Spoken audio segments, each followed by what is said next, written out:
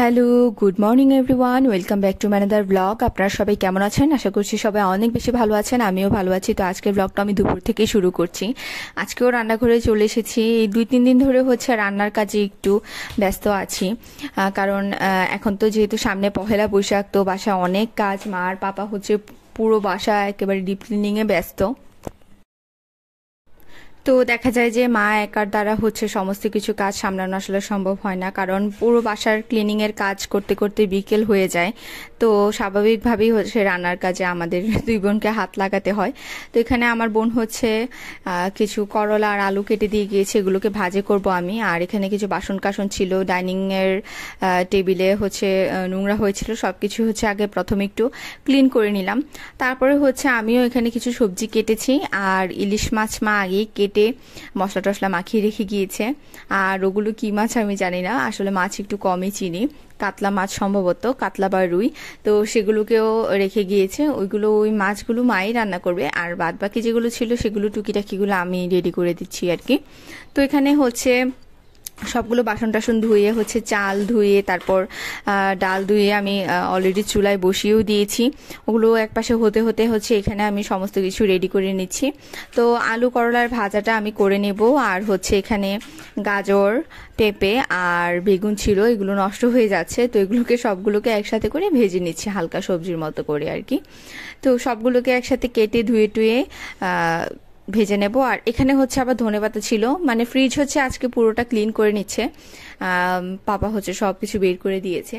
তো ধনে পাতাগুলো নষ্ট হয়ে যাচ্ছে, তো সেগুলোও নামিয়ে নিয়েছি, এগুলোকে একটু পরিষ্কার করে বেছে টেছে ধুয়ে রাখলাম। আর এখানে হচ্ছে এবার সবজিগুলো কেটে নিচ্ছি।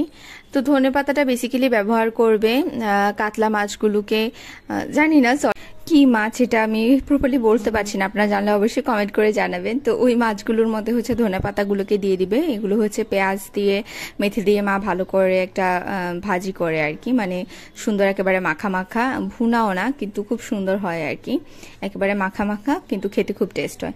তো এখানে হচ্ছে আমি সবজিগুলোকে কেটে রাখছি, আর মাকে হচ্ছে অলরেডি আমি পেঁয়াজ আর আদা হচ্ছে ব্লেন্ডারও করে দিয়েছি। তো মোটামুটি সব কিছুই রেডি করছি, ভাজিটা করব আর হচ্ছে ডালটা আমি রান্না করে ফেলবো। তো এই তো সবজিগুলো কেটে নেই।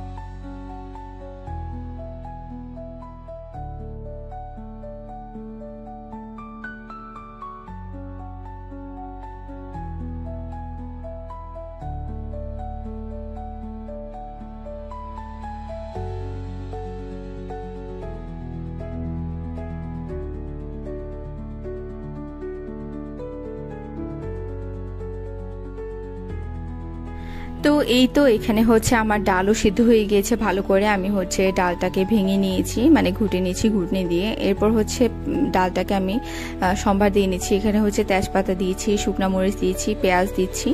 তো ভালো করে যখন লাল লাল হয়ে আসবে পেঁয়াজগুলো, তখন হচ্ছে ডালটা দিয়ে দেবো। এই যে লাল লাল হয়ে গিয়েছে পেঁয়াজটা, তো এভাবে করে দিলে তো আসলে খুব টেস্ট হয় খেতে। আর এখানে এই যে ডালটা দিয়ে দিলাম, এবার হচ্ছে মোটামুটি ফুটিয়ে তারপর হচ্ছে সার্ভ করে নিব। ব্যাস ডাল রেডি, সরি।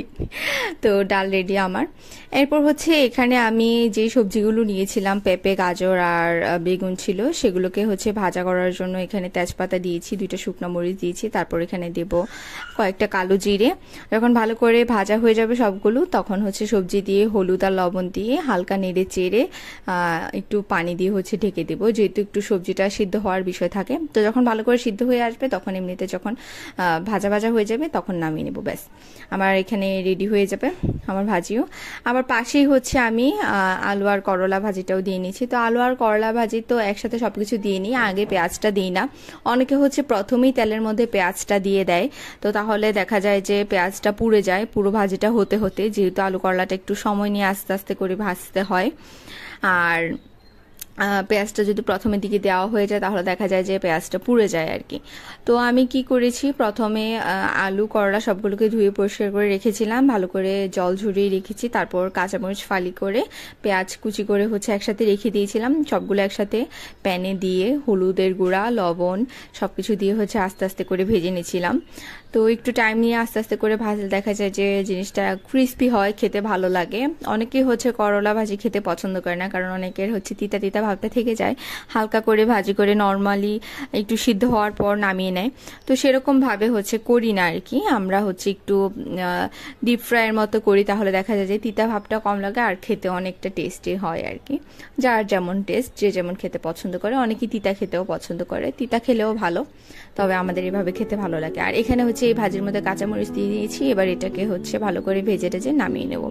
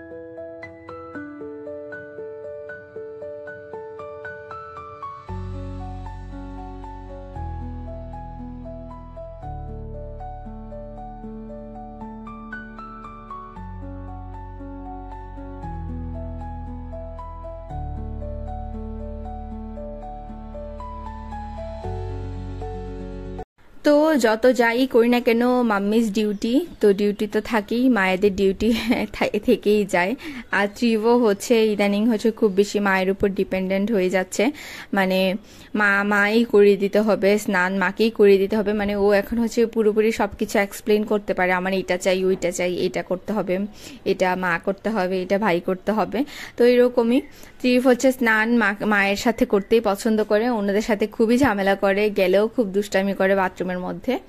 তো সেই জন্য হচ্ছে আমি করে দিয়েছি স্নান, আর এখানে হচ্ছে ওকে প্যাক করিয়ে শুয়ে দিয়েছি। তো হচ্ছে গামছা পেঁচিয়ে দিয়েছিলাম ওকে, সে কিছুতে গামছা খুলবে না, গামছা পরে শুয়েছিল, কিছুতেই গামছা খুলবে না। আমি এতবার বলছি গামছাটা খোলো খোলো, সে খুলবেই না, এভাবেই থাকবে। তো এই যে দেখেন সে কি করে, ক্যামেরা দেখলে হচ্ছে ফেসটা কেমন করে।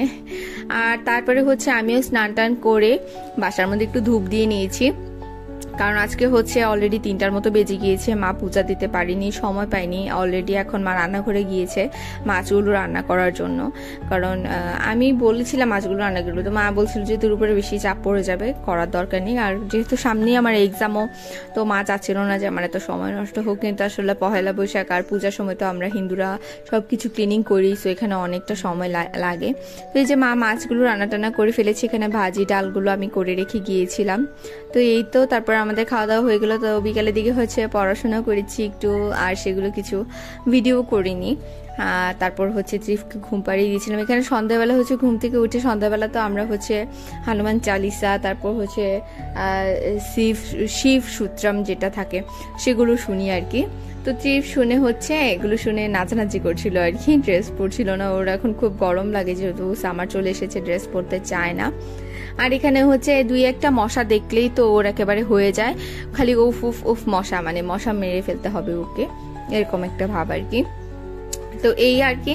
তারপর এরই মধ্যে হচ্ছে আবার সাত্বিকা চা করে নিয়ে চলে এসেছে, আমি আর পাপা যেহেতু চা খাই, তো চাটা খেয়ে হচ্ছে আমি পড়তে বসে গিয়েছিলাম। কিন্তু আমার ছেলে তো কোনোভাবেই আমাকে মানে পড়তে দিবে না, ও হচ্ছে যখন মানে সজাগ থাকে মায়ের কাছে সে ঘেঁষাঘেঁষি করে, আর হচ্ছে এক পর্যায়ে সে পড়ার টেবিলের উপরে বই খাতার উপরে উঠে বসে থাকে। কি আর বলবো, মানে সে তাকাবেও না। এখানে যে কি মজা পায়, তো সে এসে এখানে বসেছিল আর সব কিছু ধরে ঘাটাঘাটি করছিল। এই হচ্ছে ওর কাজ। আর এই যে কলম, মানে মা পড়াশোনা করে আমিও পড়াশোনা করে একেবারে উল্টে ফেলছি, এরকম অবস্থা। তো আমি আবার ওকে বলি তোকে স্কুলে দিলে দেখা যাবে তুই কতটুকু পড়াশোনা করিস, একদম পড়াশোনা করে উল্টে ফেলবি, সেটাও দেখা যাবে তখন। তো এই আর কি। তো সেই সময় আর পড়তে পারিনি, কিছুক্ষণ পরে হচ্ছে সে ঘ্যান ঘ্যান করে আমাকে টেবিল থেকে উঠিয়ে নিয়েই চলে গিয়েছে। তো কি আর করা। তো এর মধ্যে হচ্ছে আবার হঠাৎ করে আমার মায়েরও শরীরটা খারাপ হয়ে গিয়েছে। শরীর খারাপ হয়েছে বলতে কাজের জন্য বা এরকম কোনো কিছু না, হঠাৎ করে হচ্ছে ডিসেন্ট্রি হয়ে গিয়েছে। কেন হয়েছে কি আশেপাশে কিছুই বুঝতে পারছি না, কারণ মা হচ্ছে এরকম আজে বাজে কোনো খাবার খায় না, 3 বেলা ভাত ছাড়া কিছুই খায় না, ইভেন চাও খায় না। তো কেন এরকমটা হলো কিছু বুঝতে পারছি না। তো যাই হোক, পরবর্তীতে হচ্ছে রাতের কাজগুলোও আমাকেই করতে হয়েছে। এখানে এসে দেখি যে সন্ধ্যাবেলার চায়ের কাপ টাপ গ্লাস থালা বাসন কিছু পড়েছিল, তো সেগুলোকে ভালো করে আমি ক্লিন টিন করে তারপর হচ্ছে রাতের ভাত বসিয়ে দিয়েছি। আর গতকালকে বলছিলাম যে আমাদের এলাকাতে একটা বাজে ইনসিডেন্ট হয়ে গিয়েছে, তো সেটার জন্য হচ্ছে পাপা একটু দৌড়াদৌড়ি করছে বাইরে, যেহেতু হচ্ছে ওনারা কল দিচ্ছেন। তো অ্যাকচুয়ালি সবাই মিলেই হচ্ছে বিষয়টা নিয়ে একটু ঘাটাঘাটি করছে। তো যাই হোক, শেষ পর্যন্ত হচ্ছে মামলা টামলা আর কিছুই হয়নি। পরবর্তীতে হচ্ছে পুলিশই 2 পক্ষকে হচ্ছে মীমাংসা করে দিয়ে দিয়েছে। যাই হোক, এটাই ভালো হয়েছে, কারণ মামলা কেস মোকদ্দমা এগুলো থেকে হচ্ছে আসলে হিংস্রতা না ছড়ানোই ভালো। আর কেউই চায় না যে হিংস্রতা ছড়াক বা এই ধরনের বিষয়গুলো ছড়িয়ে পড়ুক, এটা ছড়ানো উচিতও না। তো সেরকমটাই হয়েছে, এটাই ভালো হয়েছে। তো যাই হোক, আগামী চলার পথগুলোতে যেন এই ধরনের কোনো ঝামেলা আর কেউ ফেস না করে, সেটাই আশা করছি। আর আমাদের এলাকাতে আমরা সবাই খুবই ইউনিটির মধ্যে থাকি সব সময়ই। তো আমাদের এটাই কাম্য যে কারোর মধ্যে আর কখনো কনফ্লিক্ট না হোক। এখানে হচ্ছে আবার পিসিমণিও এসেছিল সন্ধ্যায়। তো সজনে এনেছিল পিসিমণি, কোথা থেকে জানি, আমি জানি না ঠিক। তো সজনেগুলোকেও ধুয়ে টুয়ে ক্লিন করে রেখেছি, এগুলো আগামীকালকে আমি রান্না করব। আমার আসলে কিছুদিন আগে আমার সজনেও খেতে ইচ্ছে করছিল। তো যাই হোক, আসলে মানুষ বলে যে ভগবানের কাছে মন থেকে কোনো কিছু চলে সেটা এমনিই চলে আসে। আসলে আমি খেতে চেয়েছিলাম, খুব ক্রেভিংস হচ্ছিল, কিন্তু আমি আসলে বলিনি বাসায় যে আমি সজনে খেতে চাই, কারণ পাপা তো প্রতিদিনই বাজার আনে দেখা যায়। তো বললেই হতো, কিন্তু আসলে বলিনি। সেটা কেন বলিনি জানি না, এরকম হয় অনেক সময় যে আলসেমি করে হচ্ছে আমার বলা হয় না, এরকম আর কি। তো এই যে তারপর হচ্ছে ত্রিব আবার এখানে ত্রিবকে চুলে তেল দিয়ে ওর চুল বেঁধে দিয়েছি। ও হচ্ছে বল নিয়ে আমার পাশে বসেছিল, আমিও হচ্ছে চুলে তেল দিয়ে চুল বেঁধে রেখেছি। তা কি বলবো, আসলে লম্বা চুল রাখাটাও খুব ঝামেলার, অনেক দিন পরে চুল লম্বা করছি আর কি। তো এই আর কি, চুল লম্বা করতে গেলে আসলে খুবই যত্ন করতে হয়, তেল দিতে হয়, এই করতে হয় ওই করতে হয়। আর দেখা যায় যে আছড়ে টাছড়ে না রাখলে জট পাকিয়ে যায়। চুল একটা চুল সামলানো, এক গোছা চুল সামলানো একটা মানুষ সামলানোর সমান আমার মনে হয়। তো যাই হোক, এই যে ত্রিফ কি করছে দেখেন, ও তো সারাক্ষণ দুষ্টামিতেই থাকে। তো এই হচ্ছে এভাবে করেই হচ্ছে সন্ধ্যা রাতটাও কেটে গেল। তারপর হচ্ছে ওকে ভাতটা তো খাইয়ে দিয়েছি। তো ওকে ভাবছিলাম ঘুমের অভ্যাসটা তাড়াতাড়ি করব, কিন্তু কোনোভাবেই ঘুমের অভ্যাসটা তাড়াতাড়ি করতে পারছি না। কি যে করব, আমি খুবই টেনশনে আছি। বাচ্চাদের মন মর্জি, বাচ্চাদেরকে তো আসলে চাইলেই কোনো কিছু একটা অভ্যাস একদিনে চেঞ্জ করা যায় না, আমরা বড়রাই তো পারি না। তো এই তো, তারপর হচ্ছে পাপাও বাসায় চলে এসেছে রাতের বেলা। সবাই খাওয়া দাওয়া করে এখানে বসে বসে আমরা কথা বলছিলাম। আর ত্রিভ তো খুবই দুষ্টামি করছে সবাইকে দেখে, স্পেশালি ওর ভাইদেরকে দেখে আরো বেশি দুষ্টামি করছে। আর মা হচ্ছে শুয়েই আছে, কারণ মায়ের শরীর ভালো লাগছে না আর কি, দুর্বল লাগছে সেই জন্য। তো এই তো এইভাবেই হচ্ছে আমাদের আজকে দিনটা কেটে গেল।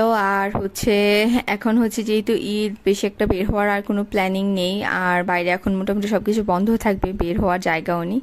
তো যাই হোক, আজকের ব্লগটা এই পর্যন্তই ছিল। যারা হচ্ছে আমাকে অলরেডি সাবস্ক্রাইব করেছেন তাদেরকে অসংখ্য ধন্যবাদ, যারা আমার পাশে আছেন তাদেরকে অসংখ্য ধন্যবাদ। আর যারা এখনো আমাকে সাবস্ক্রাইব করেনি, যারা আজকে প্রথমবারের মতো আমাকে দেখছেন, অবশ্যই আমার চ্যানেলটাকে সাবস্ক্রাইব করে দিবেন, বেল আইকন প্রেস করতে ভুলবেন না। অ্যান্ড ভালো লাগলে আমার ব্লগগুলো লাইক করবেন, কমেন্ট করবেন অ্যান্ড শেয়ার করবেন। সো দেখা হচ্ছে নেক্সট ব্লগে। টিল দেন সবাই অনেক বেশি ভালো থাকবেন এবং সুস্থ থাকবেন, আর আমার পাশেই থাকবেন। টাটা।